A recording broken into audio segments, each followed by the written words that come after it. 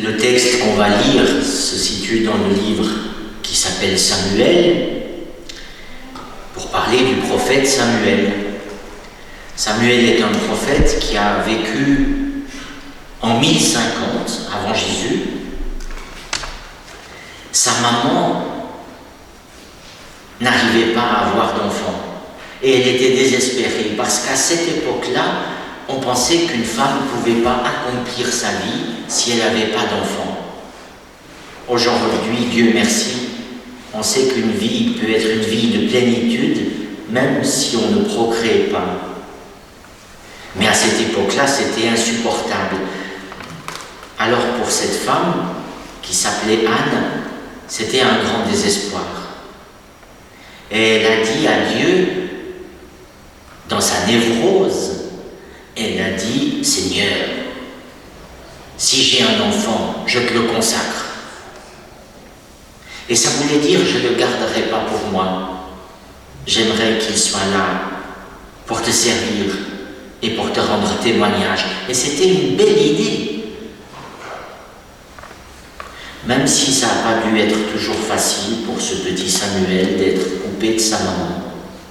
Parce qu'elle l'a placé au temple avec un prêtre qui n'était pas très honnête et pas très commode et qui s'appelait Élie.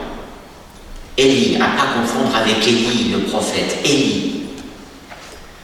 Et c'est là que notre histoire commence. Avant d'écouter la lecture de ce passage de l'Écriture, je vous invite à prier.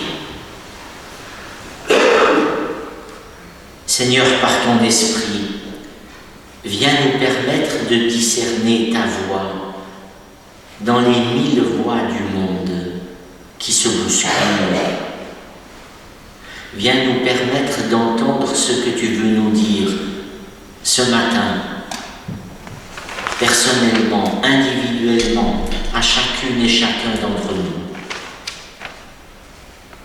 Amen.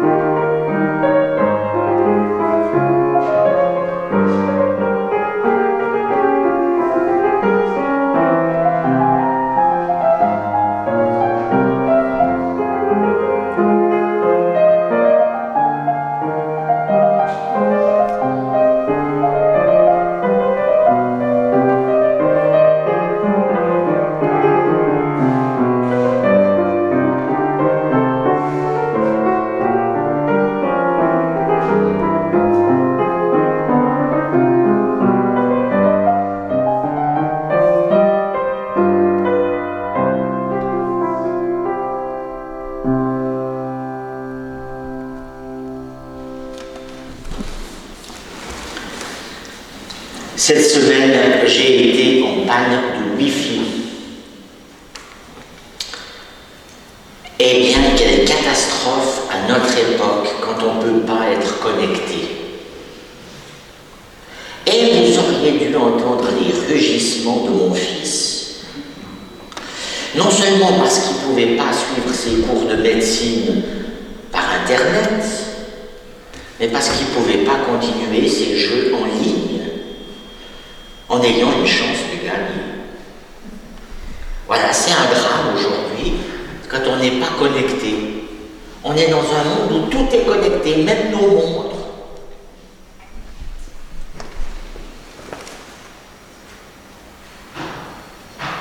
À l'époque de Samuel,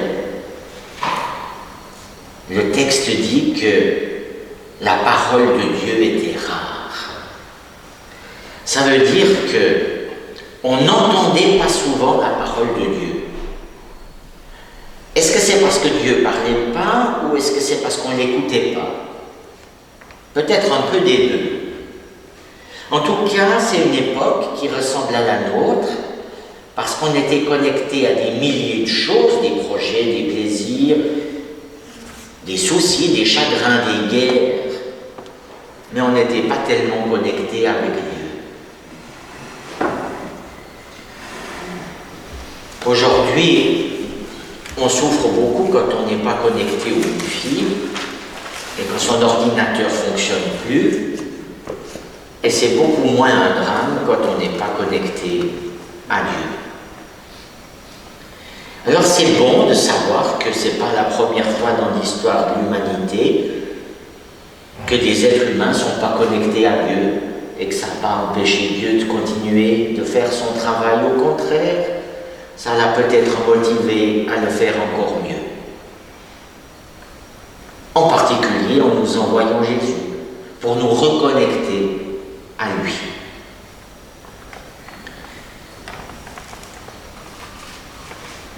Les gens de l'époque de Samuel n'entendaient pas Dieu. Et Samuel lui-même ne l'entendait pas.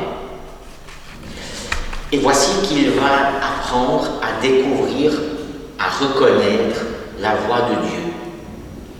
Comment on fait pour reconnaître la voix de Dieu? C'est très intéressant de savoir que dans nos propres vies, il y a des moments où on entend beaucoup Dieu et des moments où on peut ne pas l'entendre du tout.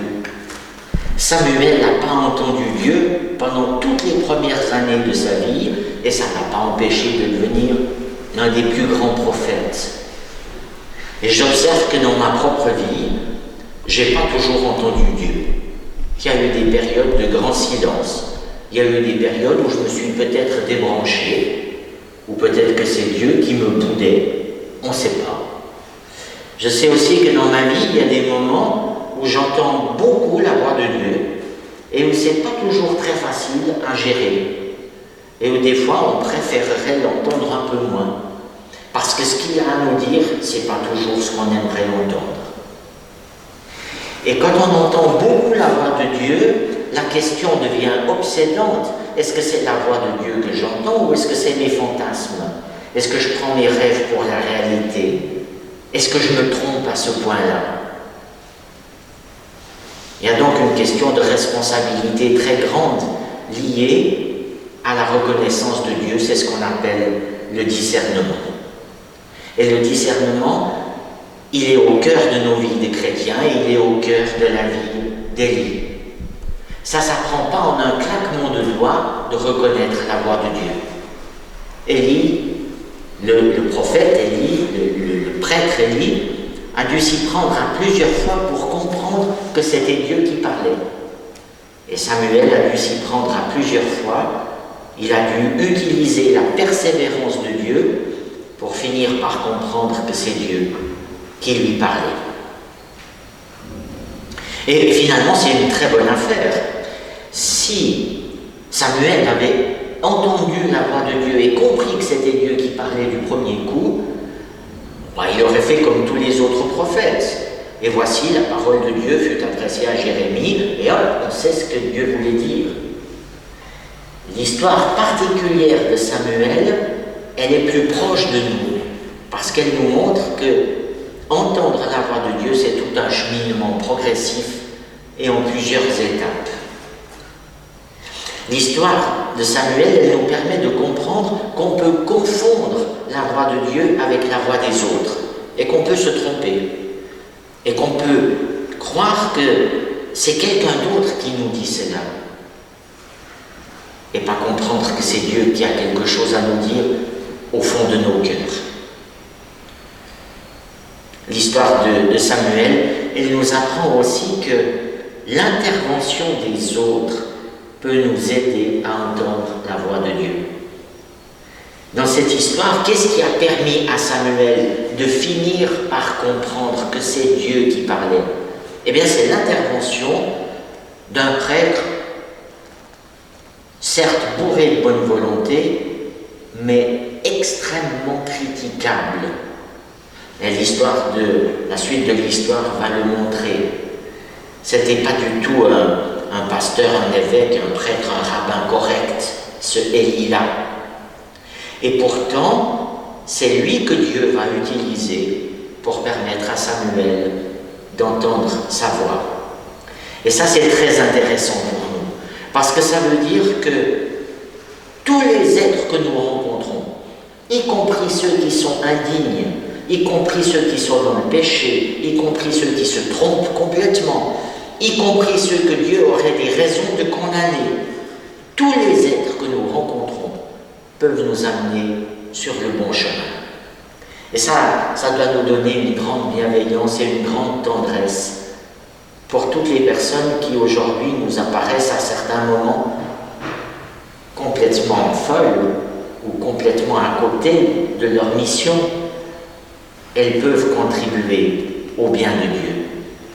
Et cette parole résonne, tout concourt au bien de ceux qui aiment Dieu, y compris ses ennemis. Pour entendre la voix de Dieu, pour se connecter à lui, c'est bien d'être dans le temple. Bien sûr, ça peut arriver ailleurs. On peut recevoir un message de Dieu n'importe où, dans la rue, en plein travail. Mais l'expérience montre quand même que le meilleur endroit, c'est le temple. C'est bien pour ça que vous y venez, oui. Voilà, c'est pour ça qu'on écoute des cultes. C'est parce qu'on sait qu'il y a un peu plus de chances d'entendre la voix de Dieu qu'en jouant à des jeux vidéo en ligne. C'est comme ça. Ou en étant accaparé par sa déclaration d'impôt. C'est comme ça. Et donc c'est bien de venir dans le temple. Et heureusement que Samuel y était. C'est pas un hasard si c'est là que Dieu lui a parlé ce jour-là. C'est bien aussi de savoir que Dieu parle beaucoup la nuit. J'arrête pas de vous dire que le contact avec Dieu, il est souvent nocturne. La journée, on est accaparé par trop de choses, on est distrait par trop de choses. La nuit, le silence, et puis toutes ces choses qui se passent dans nos têtes, vous savez, le cerveau qui fume la nuit, les pensées qui tourniquent, cette espèce de bouleversement intérieur qu'on peut ressentir la nuit quand on a de la peine à dormir. C'est d'excellents moments pour se calmer et pour entendre une autre voix, la voix de Dieu qui a quelque chose à nous dire là, dans l'obscurité et dans le silence intérieur, qu'on crée mieux que le jour. Tous les grands événements spirituels se passent la nuit. La naissance de Jésus, la résurrection, et souvent notre contact avec Dieu. Et si ce n'est pas dans nos insomnies que Dieu vient nous parler, c'est encore mieux dans nos rêves, et ça je vous le dis souvent. Il n'y a pas besoin d'avoir un certain âge, une certaine forme, ou un certain caractère pour que Dieu nous parle. Samuel était encore tout jeune, c'était encore presque un gamin, et ça n'a pas empêché Dieu, malgré sa faiblesse, malgré son inexpérience, de le choisir pour donner un message important. Et vous savez que la carrière de Samuel ne faisait qu'en commencer. C'est devenu peut-être un des plus grands prophètes. Certains textes bibliques le mettent au même rang que Moïse, dans le respect qu'on lui doit, parce que Samuel a été décisif. Il a été non seulement le dernier des juges, il a été non seulement un grand prêtre, il a aussi été celui qui a oint, qui a consacré les deux premiers rois d'Israël, Saül et David. Et tout ça est parti une nuit d'insomnie, une nuit où Samuel a dû progressivement comprendre que Dieu avait quelque chose à lui dire. Alors voilà, attendez pas d'être quelqu'un d'autre pour que Dieu vous parle. Il vous prend comme vous êtes et il est capable de s'adresser à vous comme vous êtes. Et il est capable de s'adresser à moi comme je suis. Et ça, c'est plutôt une bonne nouvelle.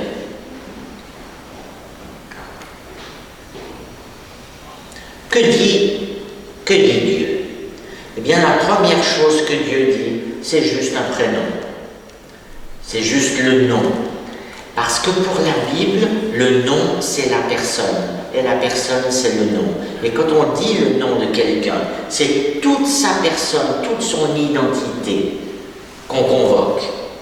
Évidemment, ça tombait bien parce que Samuel, il s'appelle Samuel. Et Samuel, en hébreu, ça veut dire Dieu entendre. Et on peut le traduire j'entends Dieu ou Dieu m'écoute, Dieu m'entend. Ça va dans les deux sens. Hein? Et alors, évidemment, c'est un nom qui était extrêmement bien choisi, comme une sorte de prophétie sur ce qu'allait devenir cet homme-là. Donc la première chose que Dieu dit, c'est s'adresser à nous individuellement, personnellement. Ce n'est pas un arrosage général, c'est ciblé. Ce que Dieu dit à Pascal, il le dit à Pascal. Et ce qu'il dit à Philippe, il le dit à Philippe. Et ce n'est pas forcément la même chose, et ce n'est pas forcément au même moment, parce que Dieu s'adresse à chacun de nous. Il connaît chacun de nous intimement. Mais après avoir créé le contact, après avoir remis le Wi-Fi, Dieu se met à parler. Et dans l'histoire de Samuel, ce qu'il a à dire est absolument pas commode. C'est même tellement pas commode que dans la plupart des cultes et des messes, on saute le passage qui suit ce que Philippe vient de lire. Alors je ne vais pas vous cacher ce passage. Dieu dit au jeune Samuel, bon, ça y est, tu m'écoutes, enfin, bien, ben j'ai un truc à te dire. C'est que Élie, là, je le condamne. Et Élie, je vais exécuter contre lui tout ce que j'ai décidé comme punition terrible, contre lui et contre sa famille. Mais vous voyez ce pauvre Samuel comme il a été coincé. Il était hébergé, nourri, logé, choyé, conseillé par Élie, par le prêtre. Et il est censé aller dire au prêtre que Dieu était très, très, très fâché contre Élie. Voilà, c'est comme ça que commençait sa mission, ça passe ou ça casse. Évidemment, si Samuel n'avait pas eu le courage d'aller dire à Élie la vérité, on ne serait pas là en train de lire cette histoire. Il a fallu que Samuel ait le courage de dire les choses terribles que Dieu nous demande de dire souvent. Dieu ne confie pas des messages arrangeants. Il ne nous demande pas de dire des choses qui caressent toujours nos interlocuteurs dans le sens du poil. Dieu nous donne l'occasion de dire des choses sévères, des choses tranchantes, des choses catégoriques et des choses qui remettent des pendules à l'heure et l'église au milieu du village. Et ça peut créer des réactions très violentes et très fortes. C'est difficile d'être chrétien et d'écouter la voix de Dieu. C'est très difficile. Des fois, on aimerait mieux, comme je le disais tout à l'heure, être sourd. Ça demande du courage, ça demande de la persévérance et ça demande de savoir que le message que Dieu nous demande de porter, il nous donnera la force de l'assumer. Moi, je ne sais pas quels sont les messages que Dieu vous adresse. Et peut-être que vous ne savez pas le message qu'il va vous adresser ce soir ou demain. Mais je sais une chose, c'est que vous êtes dans sa main et sous son regard. Il vous appelle par votre nom et il tiendra ses promesses de vous soutenir quand vous êtes ses fidèles messagers. Amen.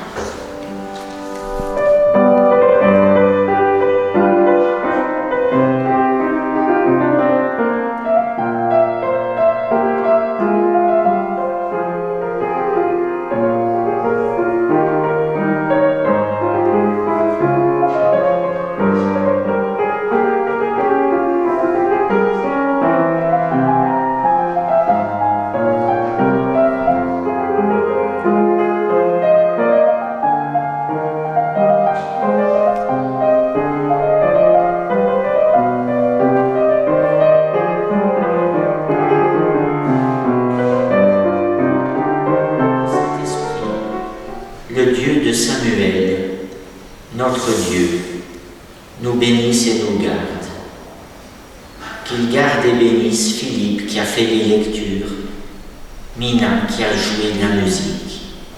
Qu'il garde et bénisse chacun de nous. Il nous aime. Il a une mission à nous confier. Allons dans le courage et dans la confiance. Allons en paix. Nous sommes sous son regard. Il se tient là, avec nous.